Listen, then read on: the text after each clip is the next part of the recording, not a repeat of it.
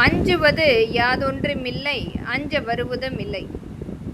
அனைத்திந்திய அண்ணா திராவிட முன்னேற்றக் கழகம் நம்மளுடைய மாண்புமிகு புரட்சித் தலைவர் டாக்டர் எம்ஜிஆர் ஐயாவாலும் நம்மளுடைய தமிழ்நாட்டில் முதலமைச்சர் பெண்மணி ஜானகி அம்மா அவர்களுடைய சொந்த உழைப்பால் ஏற்படுத்திய கட்சி. அவர்கள் மக்களுக்காகவே முழுமையாக இந்த கட்சியை ஒரு நல்ல மக்களுடைய வாழ்வாதாரத்தை எடுத்து செல்ல வேண்டும். மக்கள் அந்த 3 வேளை உணவருந்த வேண்டும். வசிப்பதற்கு வீடு கட்டமைப்பு, அனைவருக்குமே வேலை வாய்ப்பு, தொழில் வாய்ப்பு, இலவசமான மருத்துவம், இலவசமான கல்வி அனைவருக்குமே சமமாக கொண்டு வர வேண்டும் என்பதற்காக ஏற்படுத்திய அனைத்திந்திய அண்ணா திராவிட முன்னேற்றக் கழகம் அவங்களுக்கு அடுத்து மாண்புமிகு புரட்சி தலைவி அம்மா கொண்டு வந்த எண்ணற்ற திட்டங்கள். மக்களால் நான், மக்களுக்காகவே நான் என்று வாழ்ந்து சென்றவர். தன்னுடைய நலனை பார்க்காமல் மக்களுக்காகவே முழுமையாக உழைத்து சென்றவர்.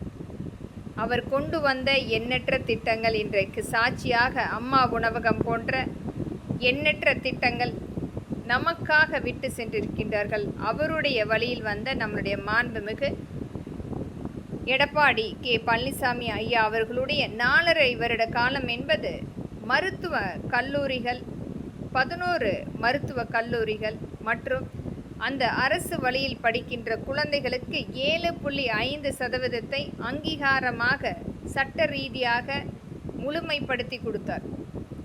இன்றைய முதலமைச்சர் நீட் தேர்வை ரத்து செய்யப்பட வேண்டும் என்று அறிக்கையாக கொடுத்திருக்கின்றார்கள். அது நம்மளுடைய மக்களின் கேள்வியாக 80% இடஒதுக்கீடு நம்மளுடைய அரசு வழி பள்ளியில் படிக்கின்ற குழந்தைகளுக்கு உங்களால் முழுமைப்படுத்தி தர முடியும் என்றால் கண்டிப்பாக இந்த நீட் தேர்வை முழுமையாக ரத்து செய்யப்படலாம்.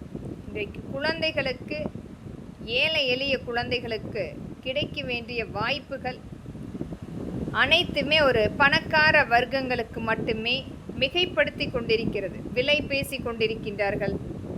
இந்த நீட் தேர்வு என்பது அவர்களுக்கு அந்த 7.5% உத்தரவாதமாக கிடைத்து கொண்டிருக்கிறது. இந்த 80% இடஒதுக்கீடு அரசு வழி பள்ளியில் படிக்கின்ற குழந்தைகளுக்கு உங்களால் தர முடியும் என்றால் கண்டிப்பாக அனைத்திந்திய அண்ணா திராவிட முன்னேற்றக் கழகத்தினுடைய ஆதரவு உங்களுக்கு கிடைக்கும். இது ஏழை எளிய குழந்தைகள், அரசு வழியில் படிக்கின்ற குழந்தைகள் அரசு மருத்துவக் கல்லூரியில் முழுமைப்படுத்த வேண்டும்.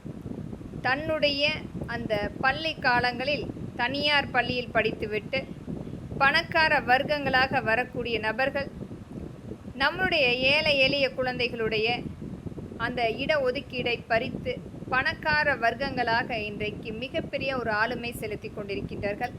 அனைத்துமே கருத்தில் கொண்டு இந்த 80% இடஒதுக்கீடு அங்கீகாரமாக சட்ட ரீதியாக கிடைக்கும் பட்சத்தில் கண்டிப்பாக நாம் அனைவருமே சேர்ந்து நீட் தேர்வை ரத்து செய்வதற்குரிய ஒரு முழுமையான ஒரு போராட்டத்தை வழிநடத்த முடியும்.